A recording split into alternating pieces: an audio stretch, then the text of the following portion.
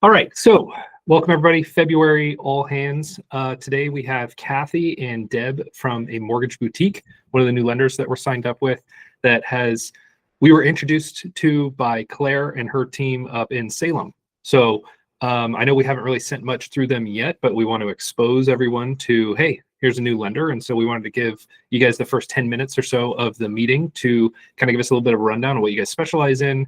And I think Ryan has a little bit of context of working with you guys previously as well. So Deb, Kathy, please, let me know if you need to like share your screen or anything like that, but we're here for you.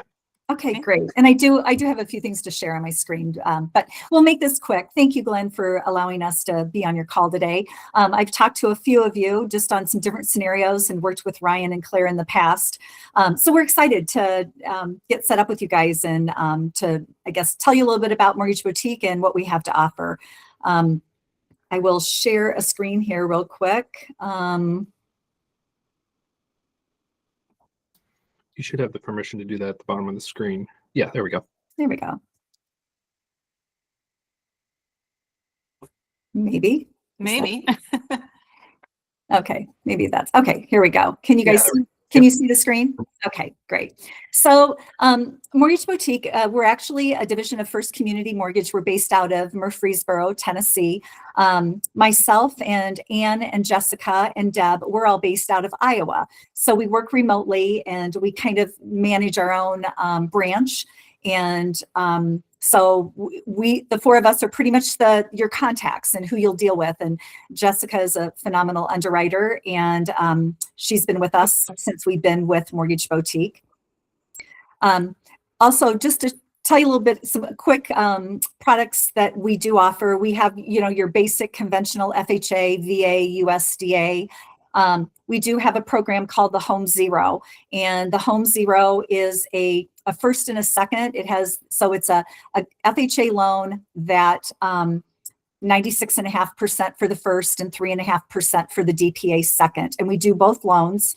Do you want to show your screen for that, for the product guide? We're still just seeing the you are. I'm contact sorry. list. That's okay. It just might help if they can see the other. Yes, thank you. Can you see it now? There we go. How about, okay. Yep. There we go. That helps. I'm sorry, that works. It works just a little bit different. Okay, so yes. So as far as the conventional FHA, here's a little bit about our Home Zero. That's the one. So you've got a forgivable and a repayable second option. The nice thing about it is there's no income restrictions and no first-time home buyer restrictions, and you can do the loan lender paid compensation. So we do a lot of that product. We have a great jumbo product, like 3 different products. You can do it manual underwrite, or you can do it with AUS approval. We do probably, I would say this year, we're trying to grow our non-QM business like three to 4 times what we did last year. So we've got some great programs, and they're very competitively priced. We'll do a 12 and a 24-month bank statement. We've got like a 1099 P&L. We've got a DSCR program for your investors, and which you can close in an LLC. We will do we have an asset depletion loan. We just rolled out the doctor program up to 100%.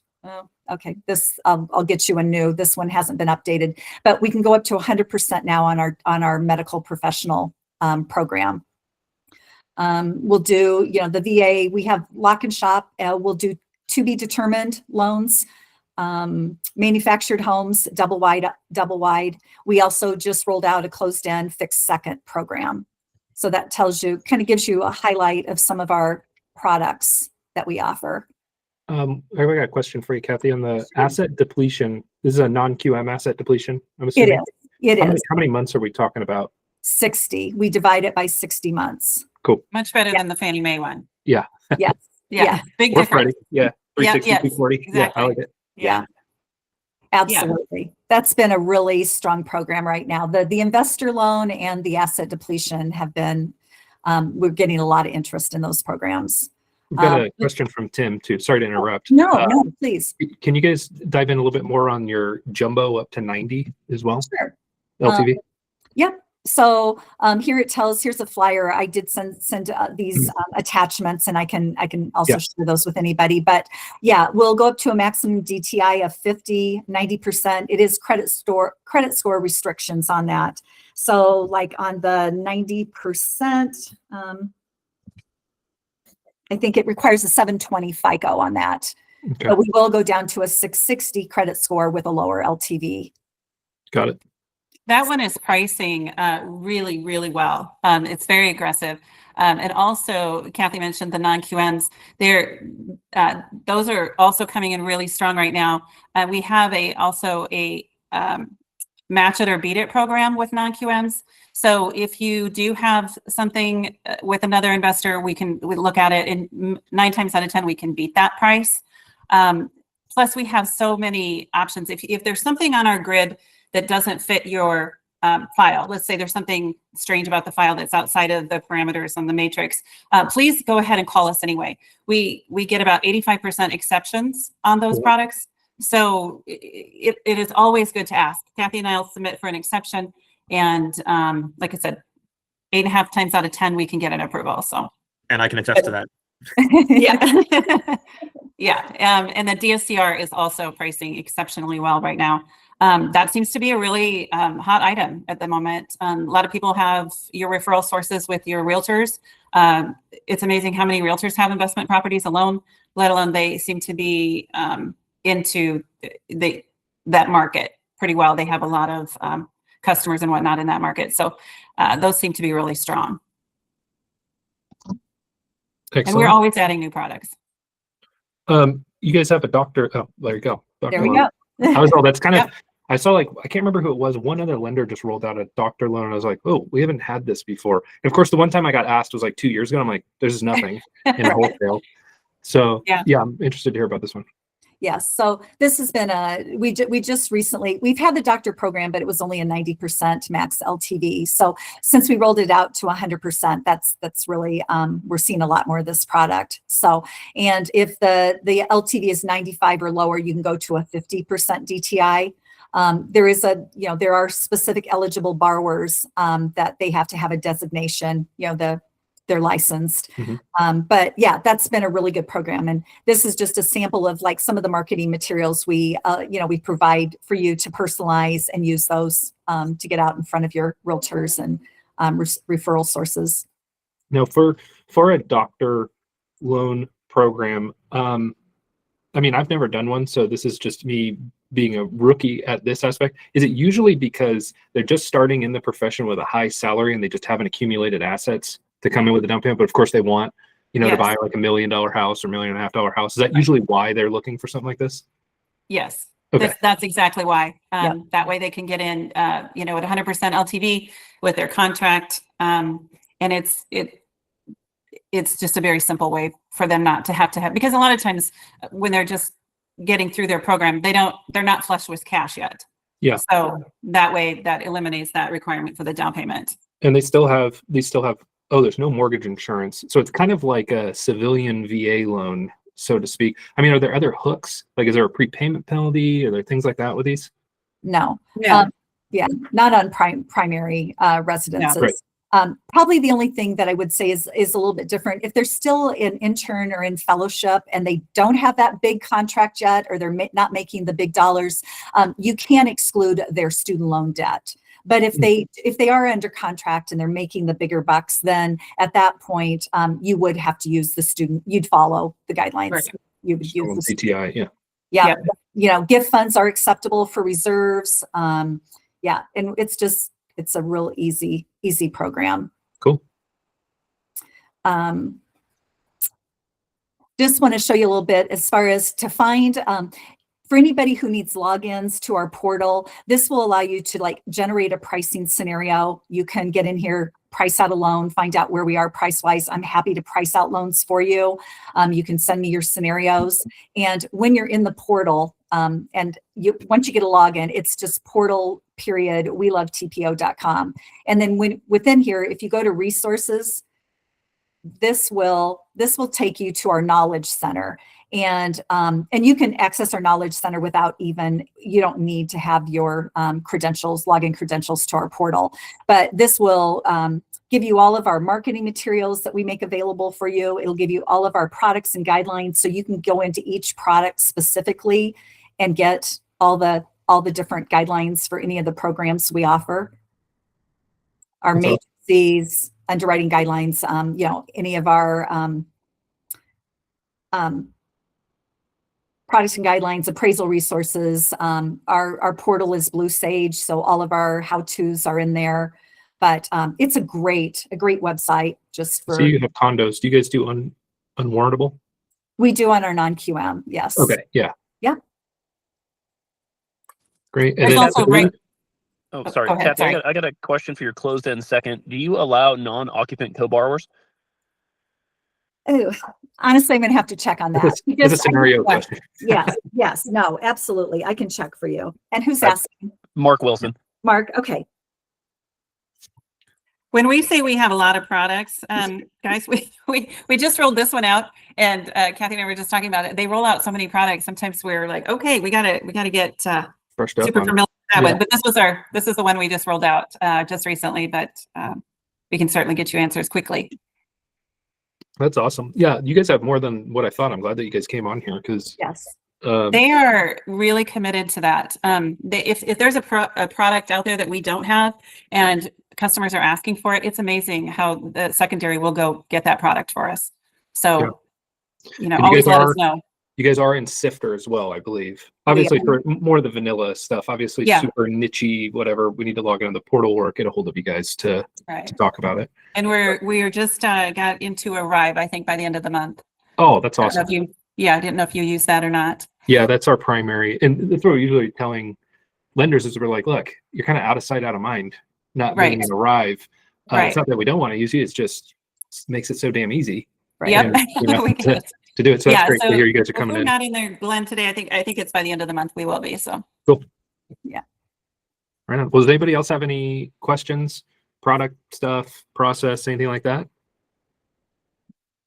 Yeah. And if you do, please email me, any scenarios or any additional questions you have, and I'm happy to get back to you. And yeah, our team is very accessible. And our underwriter, we cannot say enough about. I'm sure you hear this from everybody, but we've had many underwriters over the last 20 some years, and Jessica is incredible. She'd rather talk to you on the phone versus 20 emails going back and forth. So she'll pick up the phone to try to solve a problem so you can get your approval as quickly as possible. Our turn times are fantastic. Kathy and I are always keep our hand on the pulse of the pipeline at all times. So we always know what's going on with the files, and and Anne is the same way. We will get back to you quickly. You won't ever wonder. So yeah, we're excited. We're excited to start doing business with you guys. This will be a great experience. Yeah, no, appreciate you guys so much for coming on here. And again, I don't think Claire made it on here, but Claire, Ryan, Dom, the whole team over there, glad that they pushed us to get signed up with you guys. So Okay. That's exciting. Thank you. Yeah. Well, awesome. Well, you guys have a great Okay. rest of your Wednesday. Okay. You too. Talk soon. All Okay, right. Have a thank good you. day. Bye-bye. Okay. So, Ryan, give us a bit of a rundown.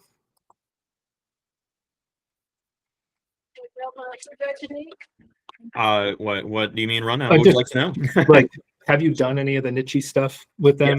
Yes. We had our first file with them, and why we signed up with them was because of their promise to be able to talk to secondary and get exceptions made, and actually work through the nitty gritties of weird corner case stuff. We had a investment refi with. Oh, somebody's still there? I just heard some audio come through, and I wasn't sure if somebody was needing something more important. No worries.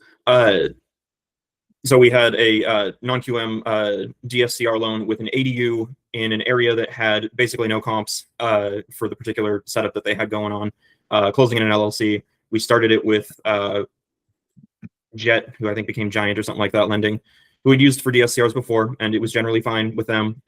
This one got basically to the finish line. Then they went back over the appraisal stuff, comps weren't good enough. They didn't like the appraiser's answers to their questions, and they just shut the whole thing down, basically. Hmm. Brought it over to Mortgage Boutique, and we were clear to close in like a week and a half or something like that. And they just walked it through, took a look at all their exceptions and stuff, talked it over with the underwriter, talked it over with their secondary, rubber stamped it, we're good to go.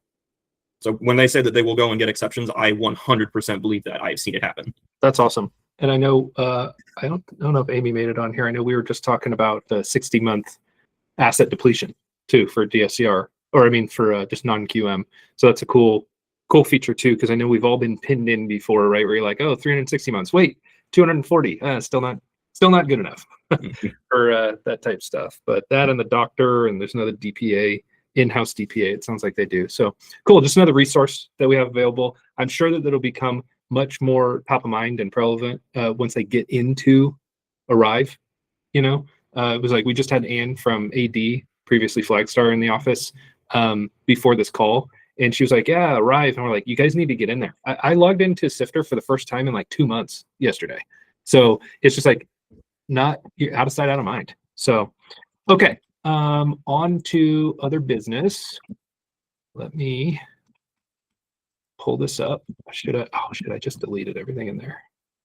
Is top producers. We've got, you know, you guys have already seen it, but Tim took units and volume this month, followed by Claire. Claire's first appearance in the top 3, which is awesome. And then Megan coming up third in both units and volume, but that's 3 months in a row that you made it into the top 3. So that's awesome. So great job there.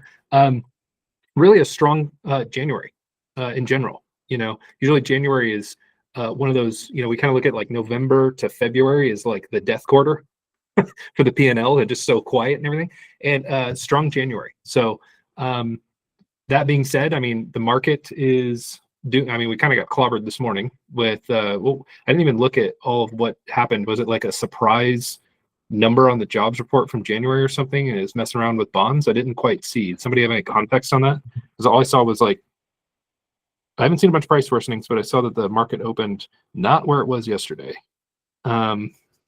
So hopefully it's just a knee-jerk reaction on that front.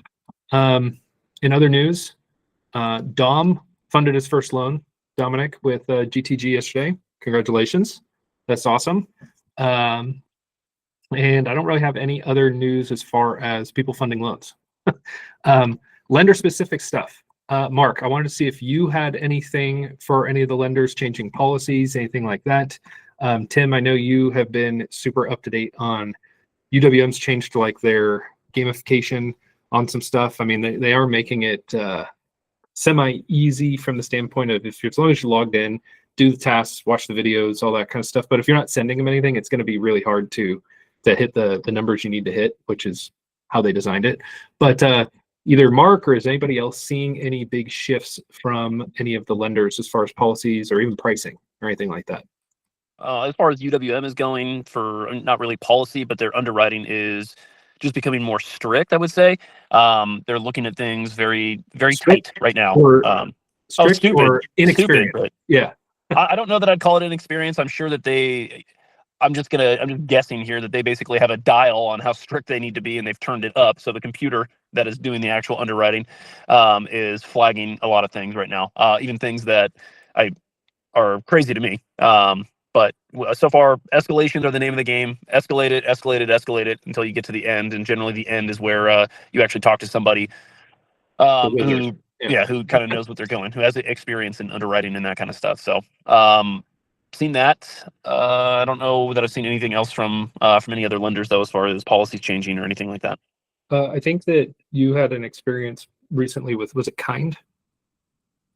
I've got a couple loans at Kind right now. Yeah, how's that going with them? They're going okay. The underwriting is going semi-quick on it. The question I asked earlier, unfortunately, that's not available in a pricer, so I would make sure that you guys are checking that out for seconds. Non-occupant co-borrowers are a no-go.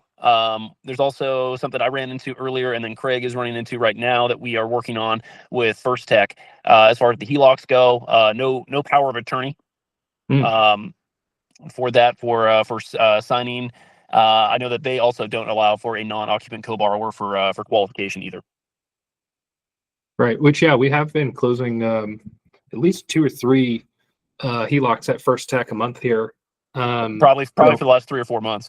Yeah, so everybody's, I mean, we're all getting a little exposed to it, which is good. I sent out an email, I think a week or so ago. They are definitely impacted with business right now. So those of you that are out there that are pricing and are quoting HELOC stuff, it's going to take 30 days. Are they subject? No, they're not subject to right of rescission or anything though, right? Yeah. The HELOCs? Oh, they are on primaries. Which they only do primaries, right? Can you do second I home? believe they're only doing primary. Okay. Point being though is, you'd think it's a HELOC. It's like, yeah, we could slam this thing through. I just did one with a secondary, so they You did a do second? secondaries.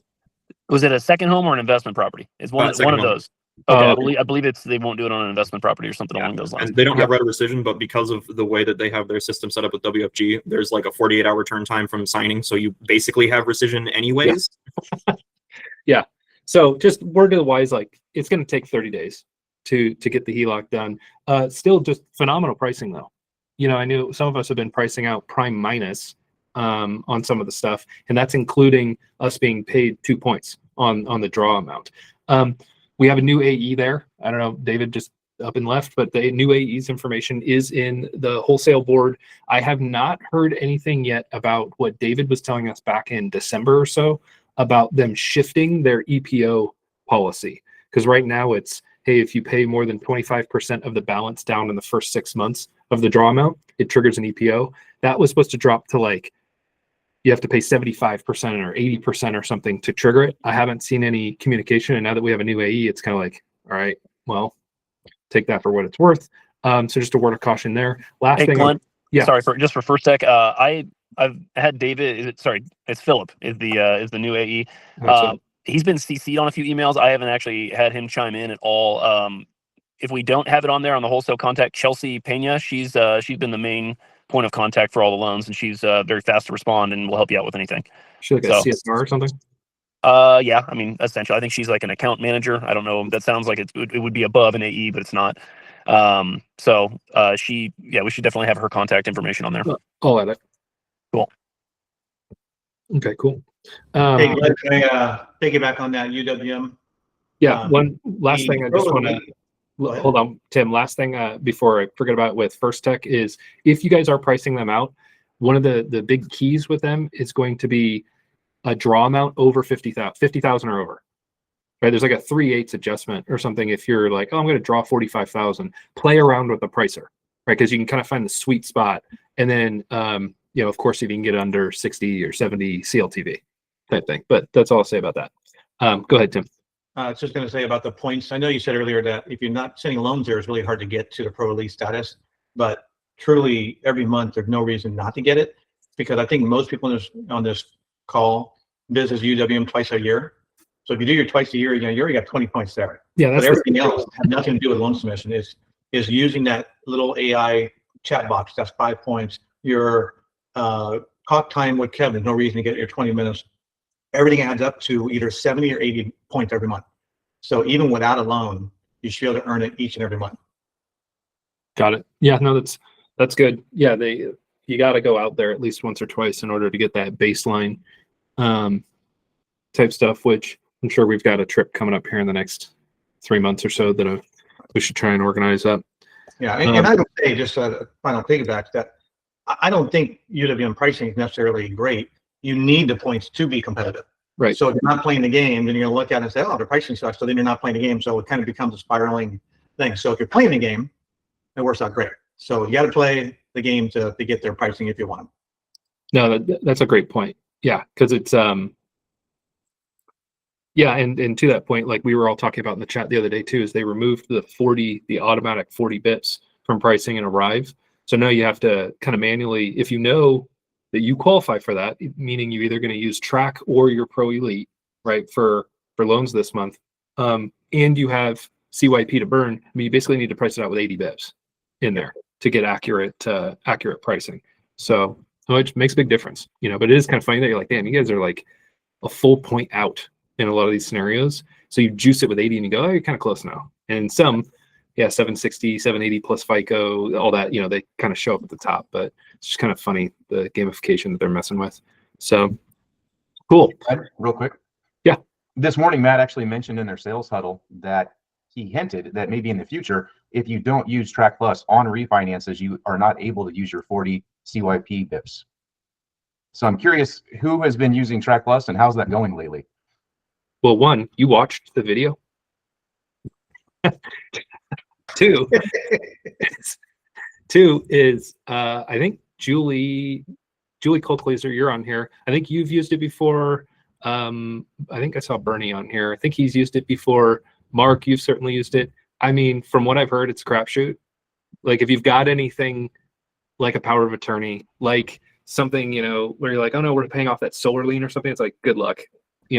I can only assume. But in the right circumstance, I'm sure that it is hey, I could save $1,500 over and above what the normal escrow title is going to charge. That's my assumption, not having used them, only just heard Mark bitch about it, So Critique. yeah. But otherwise, no, if anybody else has had experience with them, please let us know with Track. I think it's crapshoot. But yeah, that would suck if all of a sudden they said, hey, it's required now. And you're kind of like, I mean, you kind of see it coming, but In his intro spiel this morning, he said it, and then he immediately backtracked. he's like, oh, that's Q3 type stuff we're talking about there. So Yeah. Teaser info. This is Julie. Yeah. I saw it last week too. I actually watched it too last week and he was hinting it last week. And sometimes it's super easy and it goes straight through. And then other times they disappear for like a week or two. That's been a while since they've done that. So hopefully it'll get better. perfect. So, okay. Off lenders, tech stuff. Open house flyers. We have the open house flyer generator. Happy to go over it with anybody. We'll probably do it on like the tech call, just touch on it briefly. We're still cleaning up some little bugs here or there. There's been like 2 or 3 new iterations of just cleaning some stuff up. One thing we found out when we were messing with it with Tim and Neil and I, if you are zoomed in your browser, it screws up the export, like just little things like that. But all in all, I hope this is a tool that everybody can really, you're going to utilize right when you need it and go, oh, thank goodness we had that. So the point being is that do get in there and mess with it a little bit just to become familiar. So you're not sitting there at 4 o'clock on Friday afternoon going, damn, they need these flyers in an hour and I've never used this. And then you guys are going to bother me. No, I'm just kidding. Type stuff, but do use it. It works great. You just got to log in, set up your profile, and then let it rip. So that's up and going. You guys saw yesterday, I updated some leaderboard stuff. Again, it's way easier to log in now. You can get in just with your Google login instead of having to send yourself code and all that. Also revamped it so it's much easier to issue kudos, which I saw, Julie, you went on a tear yesterday, which was awesome. And I've seen some other people start to get in there. I was bored, so there you go. Yeah, no, I love it. And also there's a little bit of a tracker, a leaderboard of who's leading with the kudos as well. So it's not a mystery until the end of the quarter. So it's fun. It's just some little updates there. Okay. Another tech thing, I want to get your guys' opinion. Amy and I were talking about this a bunch the other day, is spam calls. They've always been a problem. They're just god awful now. Like I just don't even want to pick up my phone unless it's a safe contact anymore in there, because it's either a complete spam call where it's like, the hello, click, and it comes over and, hey, do you still own this property or whatever, or solar panels, or it's an AE, like trying to call me of a place we aren't signed up with. So are you guys seeing the same type of volume of calls? And I'm not like getting hammered like I just ran my credit, but it's something where it's like, hey, 2-3 calls a day. It's annoying. I get 2 or 3 a day for a company trying to sell my house for me. Oh, you've had that for a long time. I know. I get text messages now. I'm like, I report is spam, and it's just like a new number. Hey, follow me up. And you're like, that's not how this works. Just The totally. lender calls all the time, and different AEs call all the time. So they're pretty. I would give them kudos for being the top AEs that call constantly to annoy you. Yeah. So it's and I know those of you that are on iPhone, I haven't messed with it yet, but I think there's like a call screening feature you can turn on now. I don't know if it just turns off the calls, which I don't know if I necessarily want. I've used for a long time, like somebody's calling, you can reply with a text and you can have kind of your standard stuff. Like, and one that works well is like, hey, I'm in a meeting, is there anything critical or whatever? And when you send it and it immediately bounces back with an invalid number, you're like, it was a spam call, you know. Or every once in a while it's like, oh yeah, hey, I was given your information by so and so. You're like, oh, it's a lead. Okay, let me get a hold of them. And I'm probably just going to change my voicemail message to be like, if you're hearing this, send me a text message. I'll probably reply, hey, you've reached Glenn here from GTG Financial, because it's just turning into just a wasteland of communication, you know. So I was wondering if everybody else is seeing kind of the same frustration. So I see some head shaking. Yes, I'll take that as yes. Cool. Otherwise, like normal, I want to open up the forum, kind of see what's going on out there. What do you get? Oh, I guess one other thing I wanted to talk about too, that Megan and I have been talking a bunch about, is kind of what the market's feeling like here at the beginning of the year, and also see what you guys are feeling. Is I will say, and this is either because I have been incredibly lucky throughout my career when it's finally catching up to me or something like that, but this year I have never been shopped this much. And what I mean by that is not somebody not being satisfied with our service or anything. It's like everybody is going to Google AI or Chat GPT or something first, and the advice they're getting is talk to multiple lenders, which all of us know is technically the right move, right? If we weren't in the industry anymore, we know the questions to ask would go talk to a couple different people and look at fees and stuff. The problem is that people are outright just comparing, when we give them a quote, usually third-party fees and prepaids, which we all know we don't control at all, right? So it's been a bit of a, and I'll probably talk more about this in the tech meeting in a couple weeks, but it's been more of us zooming out and taking a look at, you know, the old iron triangle, right? Good, fast, and cheap, okay? And we certainly don't want to go down the path of slashing comp to become the loss, you know, the cheap lender out there. And on an individual basis, if that is something you want to do, you have control via borrower paid, right? You can do that. Point being is that I want to focus on continuing to be good, because we've always been good, right? We're all great at educating our borrowers on how the process works, letting them know next steps, etc., but being fast, right? And this is more of Megan and I talking about our process ourselves, but I think it applies throughout the company from the standpoint of, and I will say this with, I haven't saying anybody's not moving fast, is we were getting a little bit complacent, right? It was like, hey, if we get somebody on the phone, we usually hook them and we could get the deal. We're finding that we need to be that speed to lead again. As long as we are fast and we're good, we're starting to win the deals again. But when we had 5 in a row say, hey, I just want to let you know I'm talking to multiple lenders, and then we weren't educating them properly or fast enough with the context of how pricing works, of how we don't control box B, C, E, F, or G on an LE. We only control box A and box J lender credit. That's it. I was struggling with that from the standpoint of, do I really want to open up Pandora's box of teaching people how to shop us? Maybe you can make a flyer on that, Glenn. Yeah, right. But it's turned into something where I'm like, they're all out there shopping anyways. It's become so easy for that. So I personally, I'm going to lean into it, right? And just be fast and good every single time. Again, I'm not trying to sell a 7.5% rate here. We are still very competitive. Okay. It's giving them the correct context of, hey, I'm showing you 15 days of prepaid interest. I'm assuming you're going to want to escrow your taxes and insurance. You know, I'm going to assume $150, $200 for homeowners insurance. And yeah, full 12 months are collected in box F. Hey, here's some prepaids from escrow title, so that, you know, I don't get that call again of like, you know, your fees were like $4,000 more than this other lender I talked to. Well, what was that rate? Well, they were charging a point for like the same rate you had. That's on me. That's not being explained correctly, right? So this is just, hey, we got to make a pivot, and it's something where I'm right there with you guys in the trenches on this stuff. So I just want to let you know what I'm seeing on my side. Some of you are like, oh, I always get shopped, or I always have to be cheap. It's like, cool, this sucks. I don't like it. So I want to make a pivot so that I can continue to produce at a high level. But I want to get you guys feedback. Like, what are you seeing out there with buyers right now? I want to add to that, because speed is important to the borrower so they don't shop you, because, you know, if you get the deal closed before you have time to shop, or before the market shifts and then they start getting hammered, you know, that's one thing. But the real important speed is for our realtors. So that realtor is contagious, right?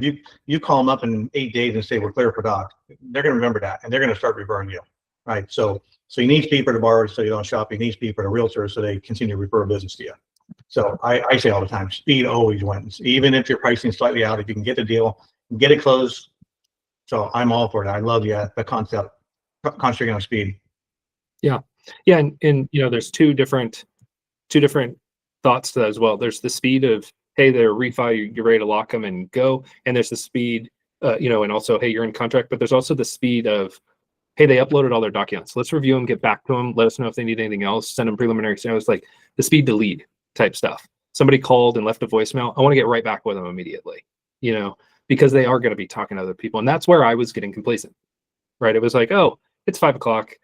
Hey, are you free to talk tomorrow or something? It's like, no, they tried to call me. I'm going to call them right back because they're going to go call, you know, cross country, Wells Fargo, whoever, and people are hungry right now. So it's like, they're gonna be like, oh, we already talked to somebody. We've all had that, right? Like, oh, it's okay. I did get a hold of someone. You're like, shit, you know, and we were probably a better deal. And we all, I would assume that all of us look at it too and say, I know I can take better care of that client.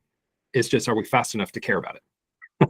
You know, so yeah, just a little bit of insight from where I was like, oh, I'm not used to not getting it immediately. So, all right, let's do it. So anyways, but I mean, what are you guys seeing out there? I mean, in your different markets. What's up, Mo? Well, I know that you took one of my leads I didn't get right back to. So when she said, hey, I've already talked to Glenn, it's like, okay, good. All right, I'll back off. That hasn't closed, by the way, and you're I welcome, know. because that one's a nightmare. But thank you for being available to pick up my, you know, slow response. I appreciate it. Yes. Good. What do you I got? think education is definitely the key on that too. I mean, that's what we're seeing. I'm just seeing a lot of people shopping, but they are not educated on what the LEs all say and what they mean. So trying to, I think I agree, try to do that is key as well. Yeah. It's kind of like Pandora's box, right? If we open it up, we can't close it with a lot of these people because you're going to trip over those people that do go, oh, thanks, Steph. I was already going to work with you, but I'm going to go now talk to these other couple of people. And you're kind of like, then that's where my thought process has changed, where, like I said, most of them are already out shopping if we know it or not, because they're throwing questions into ChatGPT. They're taking our quotes and putting them in there, and we'll ask them this and that, you know. And then what we experienced yesterday with one of those borrowers, where we knew we didn't know who we were competing against, but they were asking a lot of questions. First time home buyer question. Well, what about the AMI limit? And so I'm like, you guys make 280 grand a year. You're not gonna, you know. But it was, hey, I got to educate you on why in our area and FHA versus 3% down conventional and all these different things. And then it turned into them saying, hey, can we get on the phone? Yes. And they go, hey, we really wanted to thank you because Google only can answer so much. I was like, there it is. You know, and then just you're right back into that normal flow of, okay, now it's a human connection type thing, and we've got them hooked type stuff. But just word to the wise, like people are going to be out there shopping whether you know it or not, you know. So yeah, I'll try and spin up some educational stuff for sure. I've already got a email that I created that I want to put together as part of kind of like a pre-approval drip for a lot of these different subjects that specifically is talking about box A and box J, like everything else. I don't care if it says $50,000 or zero. You know, that was one too, like a VA deal with a funding fee. Oh, your closing costs are $20,000 more. Why? I'm like, because it's a funding fee in box B, but then it's finance. They're not showing a funding fee on theirs. They are. Their system just doesn't show it as a closing cost like it would in ours. I'm like, you know, and you guys know I send like a video. Megan and I send a video breakdown to people with like the quote. We just stopped attaching the quotes to the emails, and now all of a sudden, oh, your video was really good. I'm like, oh shit, you had to watch it. Weird. To like see the information. So I'm like, all right, let's play games. So anyways, okay. Anything else? Any other topics? Anything coming up? Anybody wants to talk about before we shut down? Nope. Let's make a UWM plan for everybody. Let's work on that. Somebody get Eric on the phone. Get Yes. him all. Yeah, UWM. In the past, we've gone there in May. It'd be nice to try to keep that consistent if we could try to hit the month of May. It just works best when the other points are rolling off from the previous visit. Ah, yes. What was it, May, Craig, or was it April? Usually it's right before UWM Live or something like that. So Oh, I think yeah. it was No, in we went the between week after Oh, UWM was it- Live oh, was it last after? year. Okay. And I think that was like mid-May, like May 12th or something last year. So yeah, we went mid to late May. Yeah, I I think think that's we've what we done both. 2 years ago, you guys went in June because you went over my birthday because Amy and Corinne and I had gone over your birthday, Glenn. Right. And then last year, you guys went late May. Well, the good news is, again, back to the points. You know, if you visit once, you get 15 points. If you visit twice, you only get an extra 5 points. So you can still get to your 70 elite points if you only do one visit a year. So really, the incremental benefit of going a second time really isn't as great. I think that actually changed on this go around. I think you had more points. So something to keep in mind too, if you want to weigh those 5 points on your trip all the way out to Michigan. Yeah, it's kind of a long haul for some of us. Yeah. So, okay. All right, guys. Well, hey, thank you everybody that showed up. I'll have the replay out no later than tomorrow. And I'll see you guys in the trenches.